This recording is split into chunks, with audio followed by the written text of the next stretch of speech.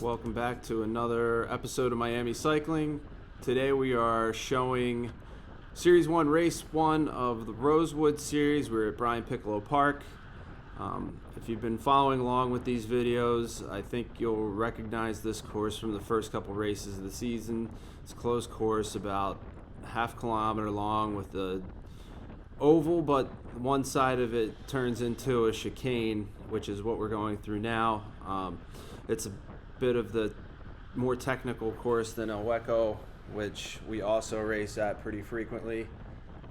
Today our new kits arrived with our new sponsors, Fit T Energy, and they're white and they're flashy, and Jake, Johnny, and I, the only three who raced today, decided that we wanted to make sure we showed them off a little bit. So right from the gun, I attacked to try and create an early breakaway. Piccolo Park, it's not impossible to do to get away. We had a field of 23 or 26 racers today, not a whole lot. Usually we have about 50. I think people got scared of the weather report. There was a threat of rain. And a lot of people, now that there's the option of every other week racing at Hueco, don't want to race here because they don't like turning. They just like going fast. So this is a little bit more technical than some of the guys who skip this race like to deal with. So anyway, got away. We created a good gap. This guy is from Bang Bang Racing. I'm not sure what his name is. I see him at a lot of the races, but I've never really met him or spoke to him before. But we tried working together for a little bit and stayed away for a little while. First lap, I averaged over 400 watts, and then the next few laps in the breakaway, probably like 350-ish. My FTP right now, last time measured, was somewhere around 310 watts, but that was like 5 months ago. Hopefully I'm a little bit stronger right now after training with Sebastian at Inside Edge Performance, which, by the way, I just extended for another year, so I've agreed to put myself through misery for another year. Today's race was fast and hard because of the smaller field, and I'm going to go ahead and speed up to where we get caught and then talk about some other parts of the race. Thank you.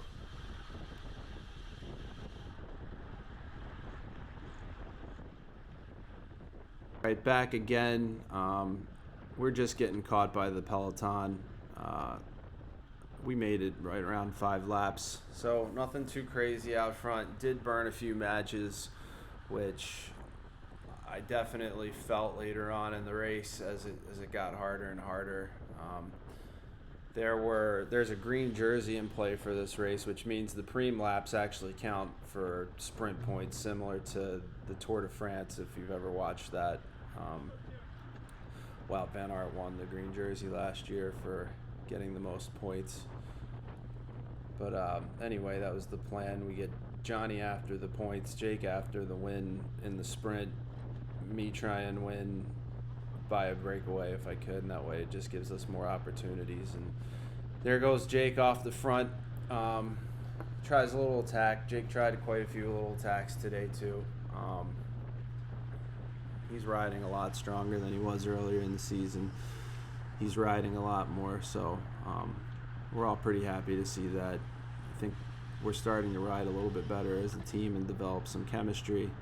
It would be nice if we could get a couple of the guys to show up more frequently to the race and actually train a little bit more often in a couple riders' case. So hopefully they know who they are and they hear this and they take this as a little foot in the rear end. I'm going to fast forward to later in the race and check back in with you.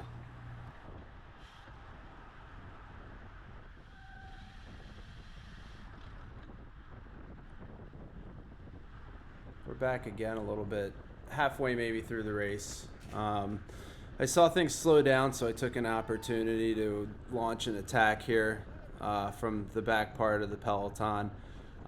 As you can see, I'm sorry about this, the data and the rear camera are a little bit out of sync.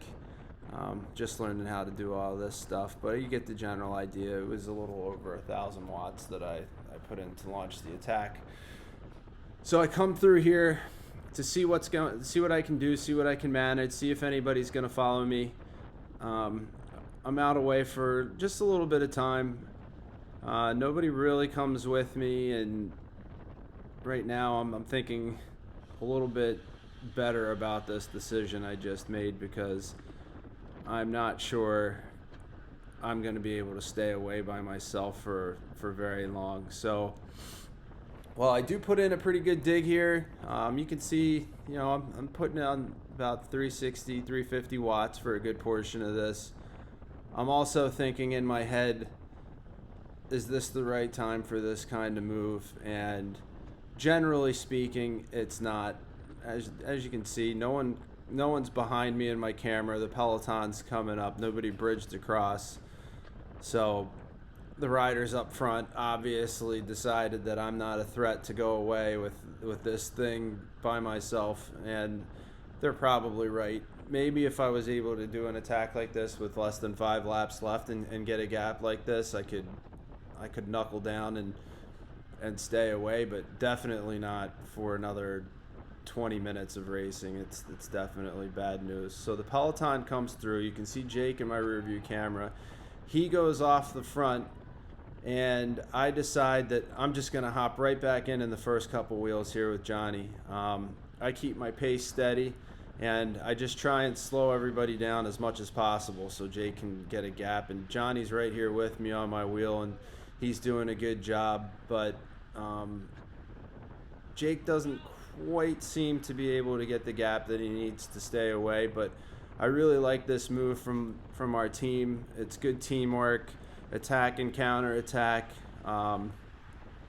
keeps everybody on their toes, shows that everybody on our team is awake. Johnny is awake, Jake's awake, I'm awake, and everybody's just really active, fighting to get a win and fighting to make an imprint on this race. So I really like that tactically from our team. I'm going to go ahead and fast forward again to another later part of the race, and it'll probably be the last time I check in before we go look at the Pro 1-2-3 race at the end of this.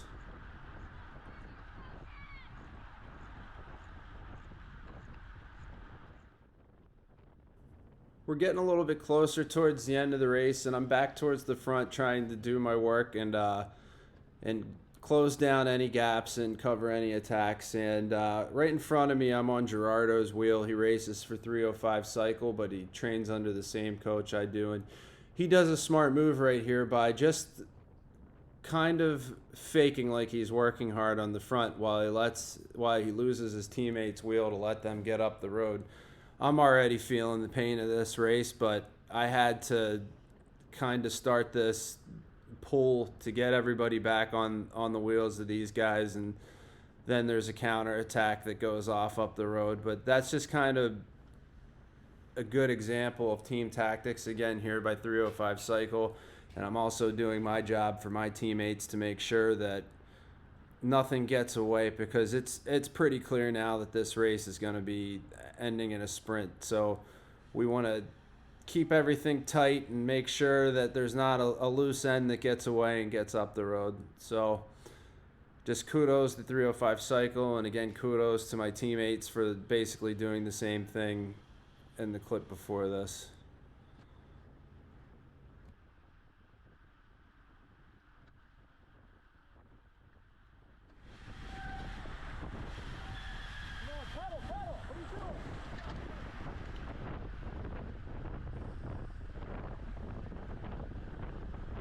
Just going to check back in here and show you where hopes and dreams for me fade away today. I see a clearing ahead of me, and I see an opportunity to attack. It wasn't hard enough. Dominican Republic guy behind me is able to hold on to my wheel, and everybody behind him is able to hold on to his wheel. I don't realize until I look over my shoulder at the end of the straightaway that I'm basically dragging everybody around this loop right here. And I pull off the front, and I do not stay on the power. Right there, you can see I drop down. I do not stay on the power enough to react to what's happening right here on the left. Dominican Republic guy just goes absolutely bananas, and I burned the match 2 seconds before, and I just did not have enough to get around this turn and stay on the wheels. There wasn't a lot of time left in the race. It didn't really matter. I probably wasn't going to have much of an impact on the rest of it anyway, but still kind of sucks. I wasted an effort, and I could have sat on and maybe finished mid-pack here, but that's the way the cookie crumbles. Jake ended up getting 9th place today. That's good. He's got 2 points in the GC. It's something to build off of. I'm going to let this video finish playing, and then we're going to head on over to talk about P123 very briefly.